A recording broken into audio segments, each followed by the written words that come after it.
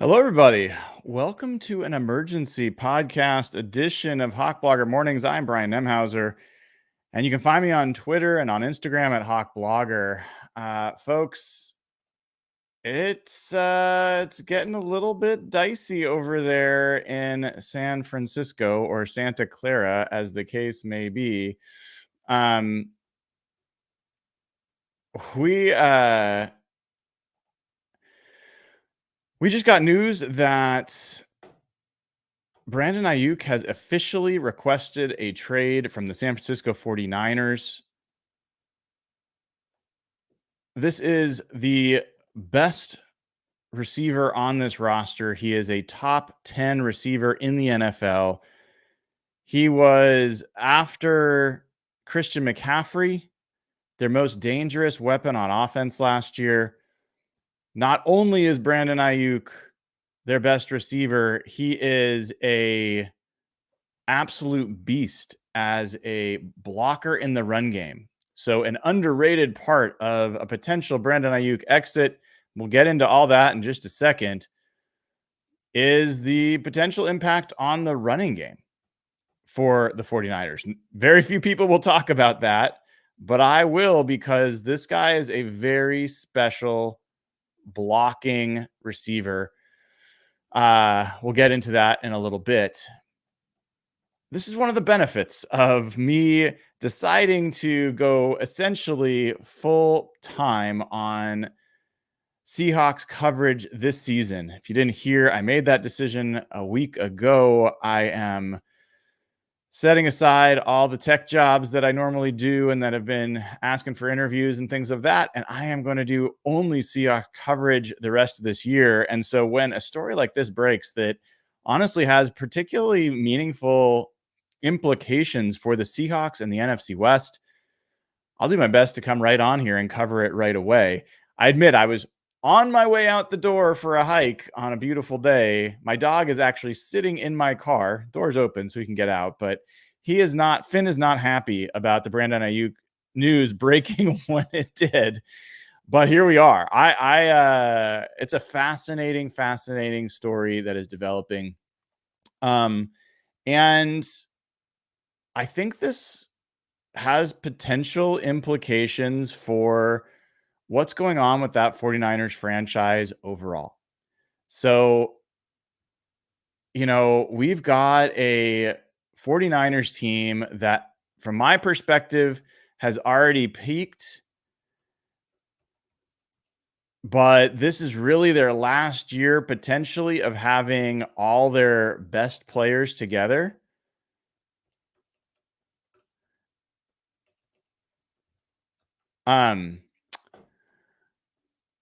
And now they have been trying to thread a needle. The 49ers have been trying to thread a needle. I think they know that they can't pay Brandon Aiyuk what the market says he should be paid. I think they've already made that decision, that calculus. They know they've got to pay Brock Purdy coming up. And so they tried to see if they could play him this year on the rest of this deal, keep him here, keep Deebo Samuel here, draft Ricky Pearsall to be an eventual successor, but really make this their one last best run at the ring with their best guys. Brandon Aiyuk, immediately after the Super Bowl, you saw his girlfriend on Instagram, a story she had recorded talking about that they had played their last game in the 49ers home stadium. You heard his friends going on Instagram telling similar stories that Aiyuk had played his last game for the 49ers. And they all kind of tamped it down a little bit. But Brandon Aiyuk, since then, has never officially requested a trade. So as recently as yesterday on NFL Insiders, they had mentioned that he had not officially requested a trade. And now he has. So this is meaningful. This is a meaningful change. And people might say, "Oh, what does it matter that he requested a trade? Doesn't mean that they're going to do it." That absolutely is true. But up until today, up until right now, the expectation was Brandon Aiyuk would eventually report, he would eventually play for the 49ers, and that he wanted to play for the 49ers, and that they were going to come together and find some sort of middle ground. He went to 49ers headquarters last week in person and spent an hour and a half meeting with the front office staff to try and hammer something out and get to, at least some common ground. Apparently that didn't work out. And so less than a week later, Brandon Aiyuk has officially requested a trade. I think the implications of this are that the odds of Brandon Aiyuk being moved before this season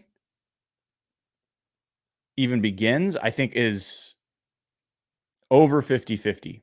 I think it is a 55-60% chance that Brandon Aiyuk will be traded before the season starts. The other option is that he holds out into the season, which is a costly thing for him, and that they trade him before the trade deadline.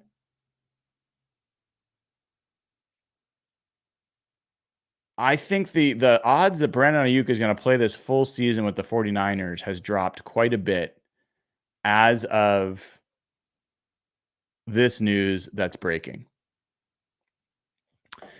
I want to get some of the updated information myself for folks that are this literally just came out a few minutes ago. Just to catch people up, Brandon Aiyuk is on the last year of his rookie contract. He had a career year last year, 75 catches, 1,300 yards, 7 touchdowns. If we look at the target distribution on the San Francisco 49ers, to give you some idea, Brandon Aiyuk was targeted 105 times last year. The next closest receiver in targets was Deebo Samuel at 89. After that, Juwan Jennings at 33. So if you subtract Brandon Aiyuk's 105 targets from this roster, you are immediately asking a lot more of Juwan Jennings than you did last year. And even though Juwan Jennings is a pretty good player, he is not Brandon Aiyuk. And besides that, you are asking Ricky Pearsall, who is a rookie, to come in and be an immediate contributor. Well, Brandon Aiyuk was a rookie not so long ago. 2020, he was a rookie. He had 60 catches for 748 yards and 5 touchdowns. It's a very good rookie year. It is a far, far cry from 75 catches last year, 78 catches the year before, 1,342 yards last year, 7 touchdowns last year, 8 touchdowns the year before. Ricky Pearsall can be a very solid rookie and still be a significant downgrade from Brandon Aiyuk for the 49ers. The other thing to keep in mind, and the reason that I've got the Commanders and the Steelers logo here on the screen, is that Brandon Aiyuk was interviewed. I think it was just last week. If not last week, it was very recently. And he said, he was asked, I think it was Ryan Clark was asking, where do you think you're going to play? And he said, if I had to guess, it would be with San Francisco as his number one guess. If not San Francisco, he said the Washington Commanders. If not the Washington Commanders, the Pittsburgh Steelers. Those were the teams that Brandon Aiyuk said that he would play for, most likely next year. In fact, let's listen here for a second. If I can get the right clip together of Brandon Ayuk talking to Ryan Clark.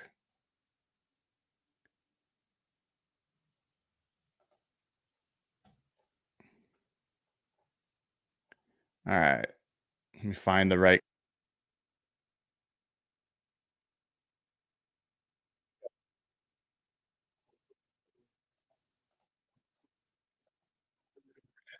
That's not the right clip. There we go.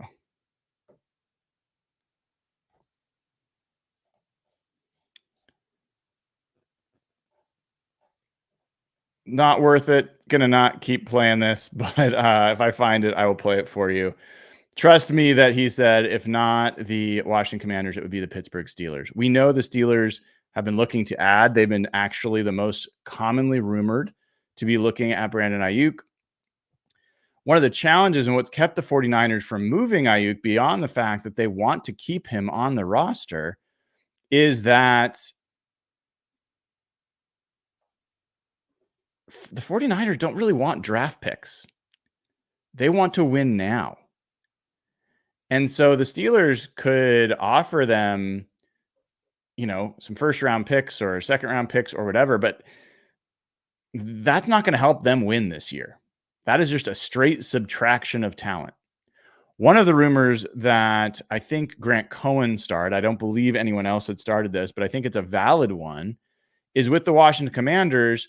Would they consider a trade of Scary Terry McLaurin, their best receiver, for Brandon Ayuk? If they were to do that, you're getting a lesser receiver. He's still extremely good, but McLaurin is a lesser receiver than Aiyuk for a contract that they could afford and would probably let the 49ers just keep running the exact same way that they do now. That would be an interesting move. I don't know if that's something that the Commanders would want to do. Keep in mind, they just drafted a rookie quarterback in Jaden Daniels who played with Brandon Ayuk. They are close, and they'd want to be adding to Terry McLaurin, not subtracting and just having a better number one. I believe the Commanders would not want to give up a player like McLaurin, but it's something to pay attention to. I believe that the Commanders are probably the most likely landing spot given where Brandon Aiyuk wants to go. He wants to play with Jaden Daniels. He's tight with him, and I think that would make a ton of sense. The Commanders, knowing that their rookie quarterback, who they've bet their franchise on, likes and wants to play with this guy, and that this guy's a legit number one, they would pay a little bit more than another team, is my belief, that the Commanders would pay a little bit more to get Brandon Aiyuk. Now, the challenge in addition for the 49ers is that now everybody knows. Now everybody knows that Aiyuk wants out and he doesn't want to come back. And that's going to have impact on the trade compensation that teams are willing to offer, because 49ers are going to be between a rock and a hard place.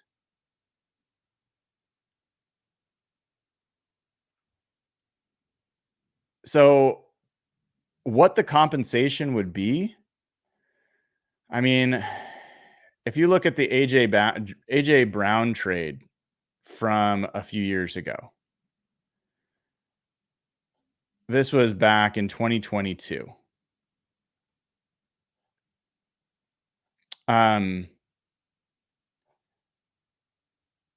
He was traded for a first and third round pick. If we look at the Tyreek Hill trade, I don't think he would fetch the same as Tyreek Hill, but he was traded for 5 picks, a first round pick, a second round pick, a fourth round pick, fourth round pick, and then a fourth and a sixth in a future year. So that was quite a haul. I don't think Brandon Aiyuk would pull in that, but I don't think it's unreasonable that Brandon Aiyuk could pull a first and second round pick in exchange for the 49ers. In both of those situations, though, there was not this belief that those guys had to be moved. And so maybe the 49ers get squeezed. Maybe they only get a couple second round picks, which still is good comp. But that's going to be a factor here. And we've already got 49ers fans in the chat trying to say nothing's going to happen, not to worry, that this is all crazy. We'll see, folks. I don't think this is by accident that Aiyuk has not requested a trade all this time and now finally has. I think it's meaningful. And if you've listened to everything Aiyuk and his surrounding group has said, part of what Aiyuk wants is like 105 targets is nothing in this league for a number one receiver. I mean, you're talking 170, 180 targets for some of these number one receivers. And Aiyuk is still putting up, he's so efficient, he's so good, and he's in such a powerful offense, that he's still putting up all pro numbers. But he wants to be in an offense where he's featured, and 105 targets does not cut it for, I think, the amount of usage and utilization that he wants. And you put him together with Terry McLaurin in Washington, that's going to be fascinating if that's the way this ends up playing out. And the other reason I think Washington's a better bet, if I'm San Francisco, I'm looking at the Commanders with, a rookie quarterback who, on a team last year that won 4 games. And I'm thinking, wow, first round pick from the Commanders, that could be a top 10 pick. Almost certainly feels like it would be a top 15 pick. The Steelers, on the other hand, I mean, hard to say with Pittsburgh, like the Steelers, as much adversity as they went through last year, they won 10 games. And Mike Tomlin, last time I checked, he's never had a below 500 record. And now he's got a better quarterback situation. And there's a lot of talent on that defense. So I don't know that the pick compensation that the Steelers could come up with would make a lot of sense. Relative to what the Commanders could put together.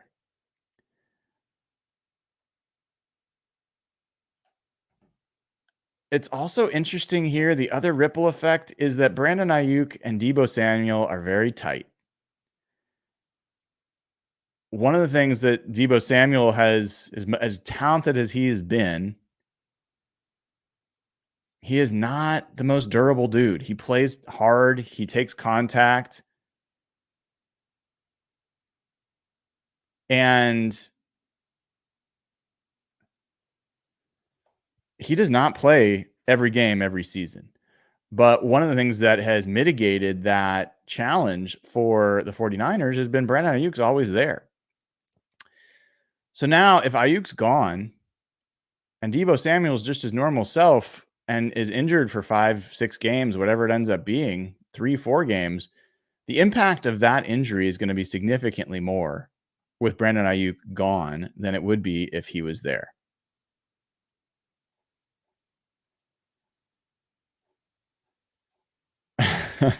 I love this comment from Josh Cashman, one of our YouTube members. They're going to give Brock Purdy comeback player of the year for dealing with this adversity.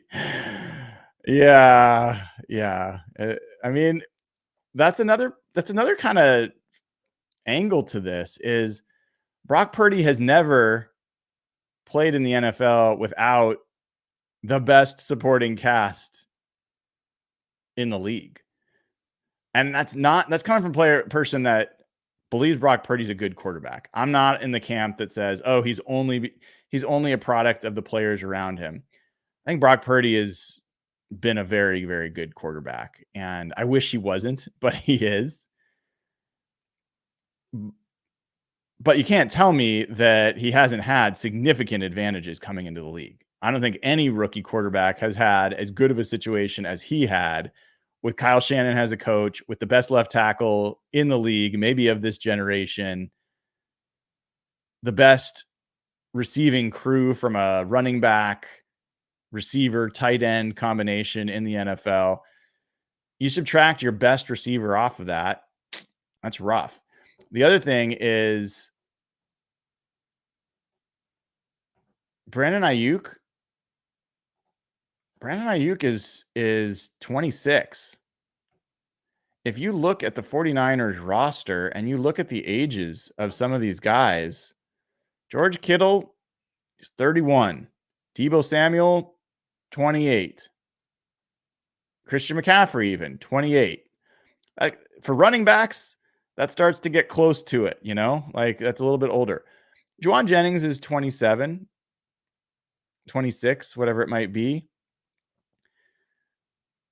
But Aiyuk is the fact that they have decided to keep Deebo and Aiyuk as opposed to just picking Aiyuk and trading Deebo, I think was a mistake. I think it's going to potentially cost them Aiyuk. I think the fact that they just decided to not go in on Aiyuk was a mistake, or to trade him before the draft.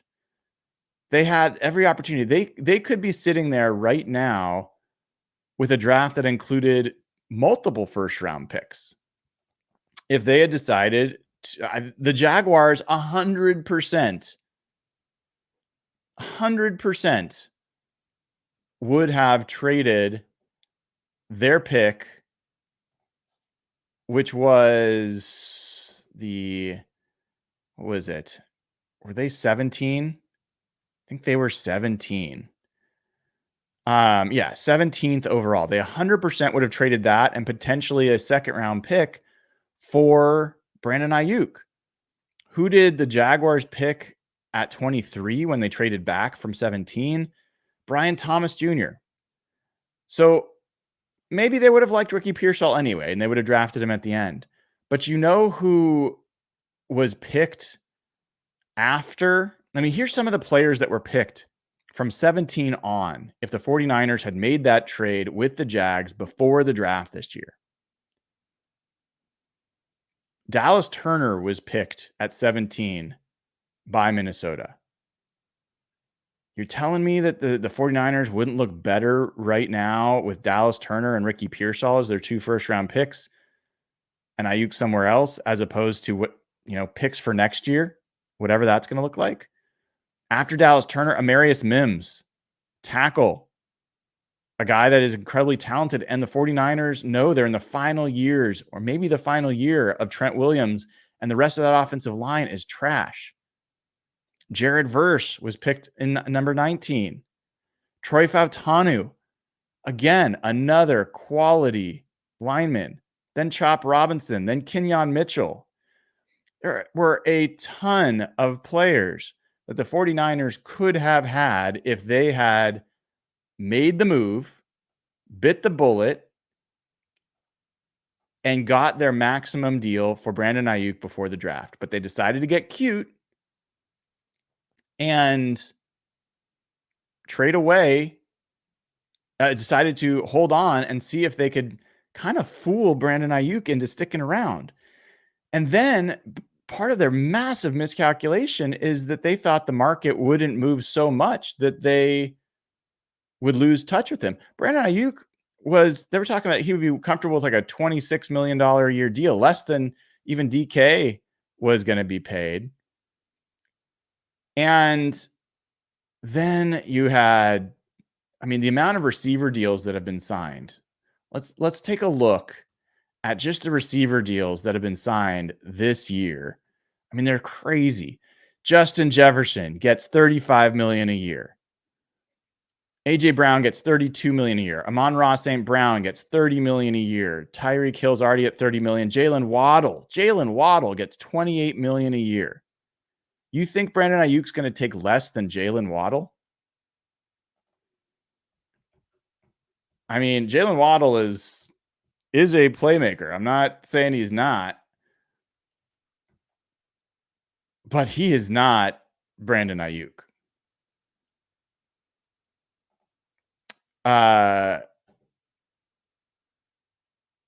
Who else? Michael Pittman, 23 million a year.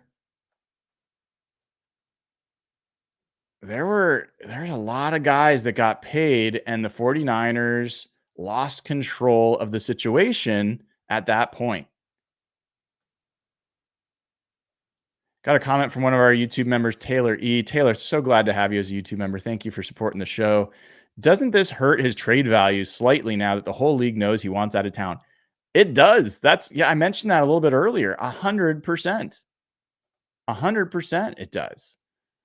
Now, if that's going to be how significant, I don't think the 49ers are going to move him for like a 5th round pick. But I do think maybe instead of a first, you might be talking about a second or 2 seconds or second and a third. So I do believe that it does hurt their opportunity to make a trade. There are some folks talking about that Scary Terry McLaurin might be better than Aiyuk. I mean, I like him quite a bit. A lot of metrics do not support that belief. McLaurin's also almost 29 years old. So from an age difference perspective, it's quite a bit. He's a great receiver. Like I said, I think if the 49ers could pull that off, I think that would be a really good move for them in general. McLaurin's got a much more affordable deal for the next couple of years. But yeah, not here to debate whether McLaurin is better or worse than Aiyuk. I don't happen to think he is, but he's an excellent receiver. Excellent receiver. And the 49ers would do a lot with him if they got him. The other thing here is, as a Seahawks fan, I mean, we've seen this before. What starts to happen when you've got this just absolute beautiful pile of talent? Well, you start having to pay guys. As clever as you can be pushing things down the road on the cap, counting on the cap expanding, all these things, you eventually do hit a limit. You also, because you have these great players, it is harder to develop players behind them because they're not getting as many snaps. And you start chasing things. And I thought the Ricky Pearsall pick for me this year was a huge eye-opener.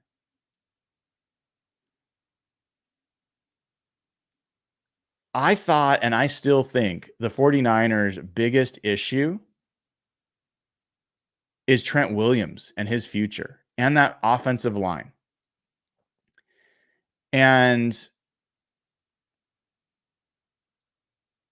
what I see is a team that is chasing their shadow and really a little bit scared about losing Aiyuk. And so they push up a receiver who is really, like, as much as if you heard my pre-draft coverage, I love Ricky Pearsall. I think he's a great receiver. No problems with Pearsall as a player. But this is a guy that 2nd round pick at best. They pushed him all the way up into the 1st. And they didn't get any of the offensive linemen. They didn't draft an offensive lineman until like the third round. I think they drafted Dominic Pooney, who I also like, but he's a project. And so what made the 49ers the 49ers? It's been offensive line and defensive line play. You can talk about all the skill positions you want, but ultimately, the 49ers were built first with defensive line, Eric Armstead, DeForest Buckner, Nick Bosa. Like that was the core of this team. Trading for Trent Williams, like absolute game-changing players. And then it's been the players around them that have started to be built out. And so I think they've gotten away from that. They tend to draft defensive linemen in the first round. That's almost always been their way, whether it was Javon Kinlaw or not all of them worked out. Solomon Thomas, right? So, but they have prioritized that part of their roster as the top of the draft because I think that is where that front office and coaching staff values players most. But now in this point where they kind of are trying to hold this thing together, they draft a wide receiver, and not even that big of one, but like a wide receiver in the first round. For me, that feels a little bit, I'm not saying it's the same thing, but it's a little bit like when the Seahawks traded Max Unger for Jimmy Graham. You prioritize a skill position finesse player over someone who was central to your identity, your leadership, your strength. And so, as much as I like Ricky Pearsall as a player, I think that was an odd decision to prioritize receiver over line. And I think it was just because all they're thinking about is what's right in front of them, which is Brandon Aiyuk or Deebo Samuel are going to be gone. Maybe not this year, but definitely next year. And I just don't know that that was their biggest issue to solve. But it seems like we're going to find out pretty soon. I had mentioned before, by the way, if you haven't already, give the show a like and click subscribe. Even you 49ers fans that are in chat, flustered, fighting, screaming into the void, trying to believe that nothing bad is going to happen to your team, which, by the way, something bad has already happened to your team multiple times. You haven't won a Super Bowl since Windows 95 was released. You've had the best roster in the NFL for the last 3 years. You've got nothing to show for it. Your team's getting older. It's eroding. Your coach doesn't even know the rules to teach his players what to do at the coin toss in the Super Bowl. That might have been the thing that cost you. Your players, your best players are like talking smack during a play while a fumble is bouncing around behind them. I mean, you can do whatever it is that you want to do, but the facts are the facts. 49ers have not been a Super Bowl champion since before probably you were born, whoever's on here chatting. So I don't mind. Everybody, give the show a like, click subscribe. Let's have some fun. We're getting closer and closer to the season, and it's great to have some real news to talk about. So what I wanted to talk about was, I want to see if I can find, let's see, run blocking grades for for wide receivers last year. And I'm going to have a minimum number of snaps to make this a little bit more interesting. Okay. So the best run blocking receiver in the NFL last year was Puka Nacua as a rookie. 78.1 run blocking grade as a receiver. This is great. Guess who was number 2? Take a guess. Who was the number 2 graded run blocking wide receiver in the NFL last year?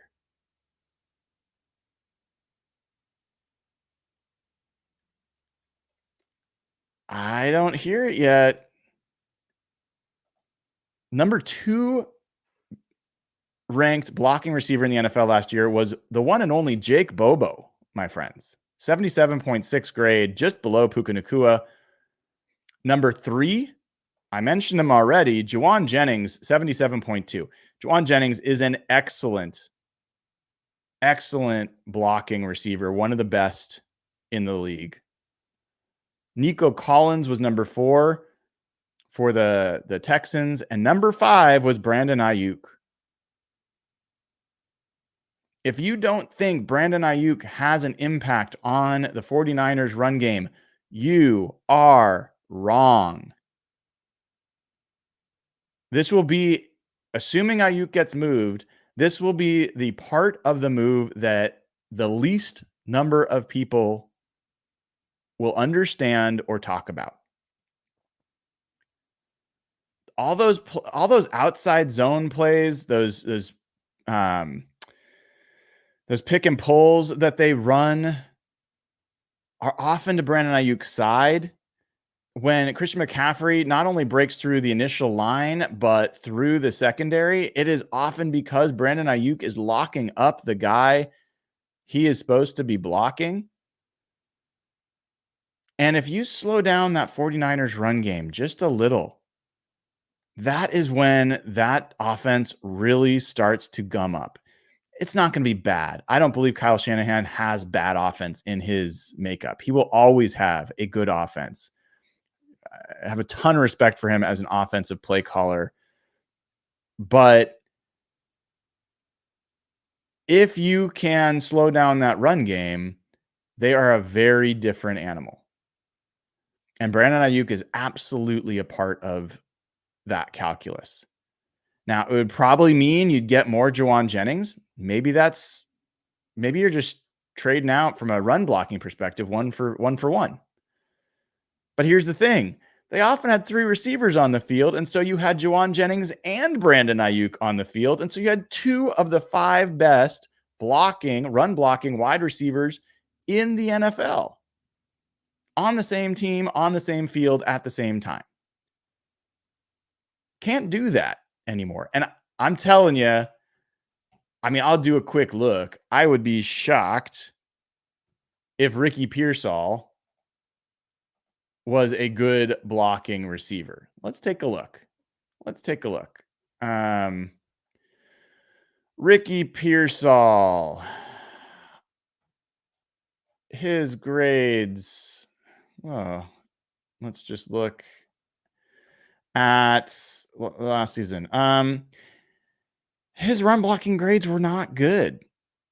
54, 53, 64, 61. I mean, he is not going to be Brandon Aiyuk. So he might help you on the receiving side, but I've already talked about the fact even a good rookie year for Ricky Pearsall will not come close to what Brandon Aiyuk would produce. He would not come close to requiring the same level of attention. But then in addition to that, you are going to get a real drop-off in run blocking. And if Juwan Jennings is the one great run blocking receiver, there's going to be some more tells, like where they're lining him up. Defenses will have a real clue if Juwan Jennings is the best blocking receiver on there. They only have one really good one, and they line him up to the left side or the right side. That's going to be an alert for defenses. Now, with Aiyuk and Juwan Jennings, they can disguise a little bit more. They can also create greater strength. They can have them in a stack. They can have them both on the same side of the field with George Kittle and Trent Williams, and that's a lot to deal with for any defense. Every single one of those you pick off is an advantage for the defense and a disadvantage for the 49ers. And here's the thing. People are going to I really do love that we got 49ers fans in the chat. I mean, bring it on. It's so fun. But they're going to just hate the 49ers crumbling as a lead in because, of course, the 49ers are still good even if Brandon Ayuk gets traded. Of course they are. Of course, they still have one of the most talented rosters in the NFL. I don't know if I would say still that they are the most talented if they lose Brandon Ayuk. But here's the thing. The only measure of success for the 49ers, the only one, is to win a ring.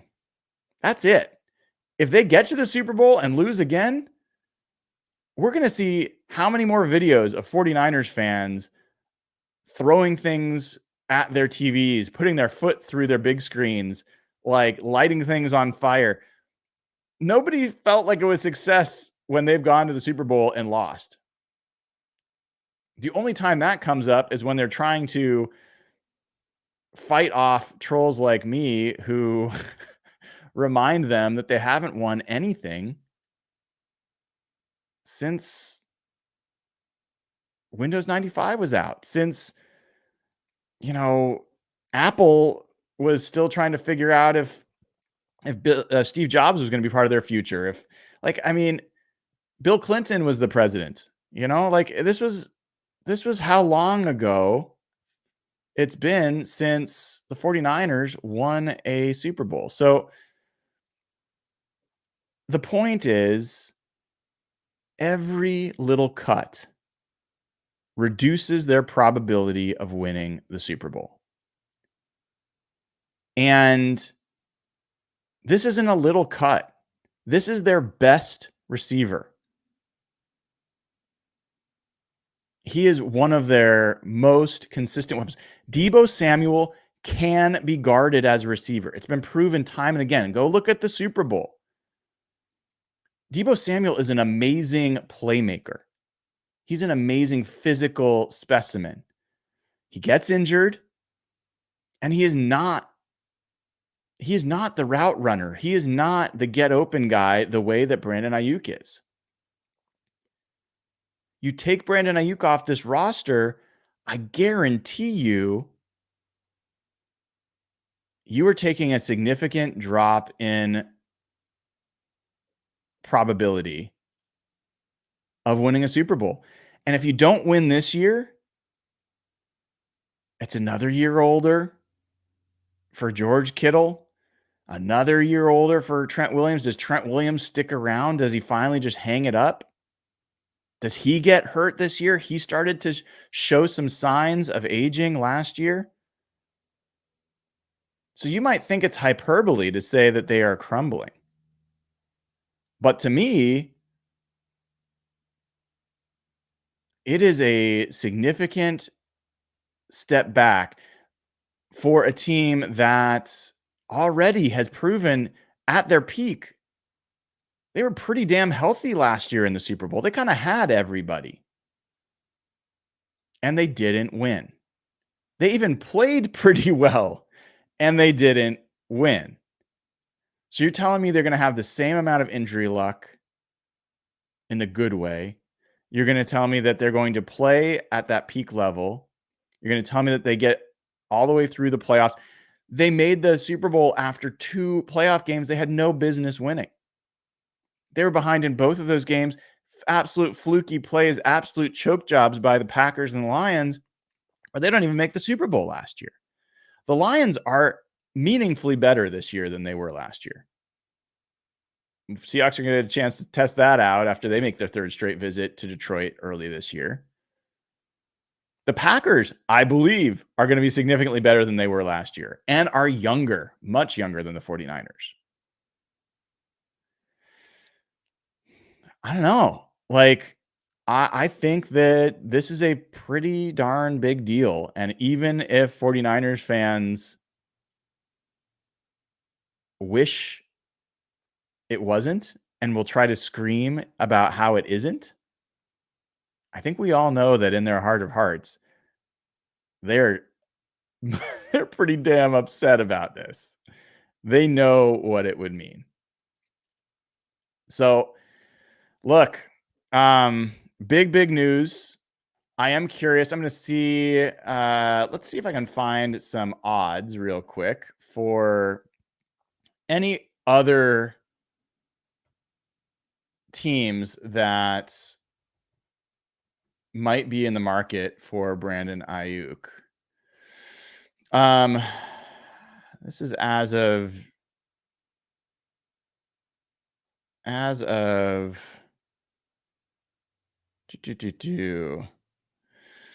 last odds I'm seeing are as of July 3rd, so a little bit outdated, but it's got the Steelers and the Commanders as odds-on favorite, even odds for them. From there, an interesting one. The New England Patriots. That makes a lot of sense. Patriots are rebuilding. They just drafted their rookie quarterback in Drake May. Their receiving crew is absolutely trash. It might be the worst receiving core in the NFL. Do you want to hear the Patriots receiving core? It's not pretty, folks. All right. Their receivers, Demario Douglas, Kendrick Bourne, Jalen Polk, who we like him up here in Washington, obviously, is a rookie. Jalen Rieger, Javon Baker, who I also like as a rookie, KJ Osborne. They currently have Juju Smith-Schuster, but the expectation is he's going to get cut. Kayshon Boutte, remember when he was supposed to be somebody?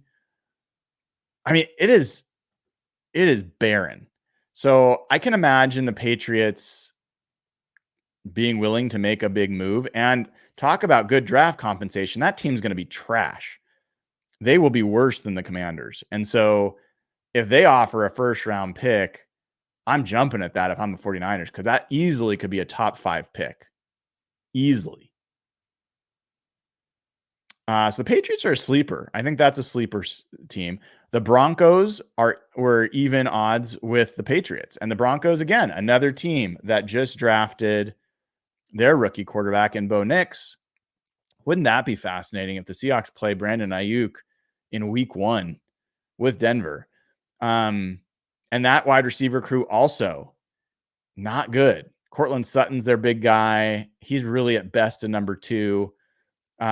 So yeah, I think the Broncos are another team that makes some sense. The other teams here are the Bills and the Chargers.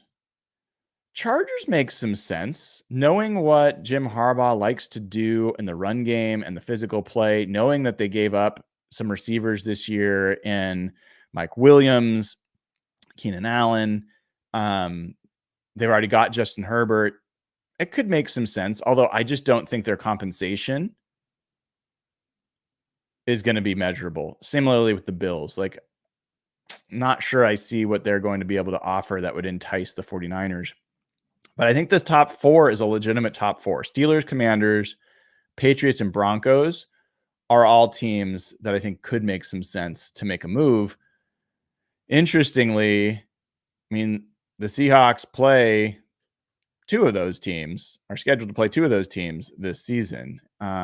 So might get to see Brandon Aiyuk one way or another.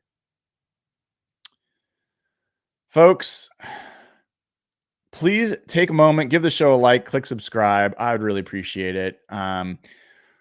I will be back tomorrow morning with another edition of Hawk Blogger Mornings. Got a good guest coming on. That'll be fun. We're going to have our training camp preview on Real Hawk Talk tomorrow night. So double pod Wednesday. You got a double pod Tuesday today. So hope you'll enjoy that. We will be back with you. And if there's more news, I will try to get back here. For now, I'm going to try to go take the hike that I intended to take before this news dropped. And exciting kind of just to have some football news to talk about, right? Exciting to have it back. So thank you all. Have a great rest of your day. This has been another episode of Hawk Blogger Mornings. Take care.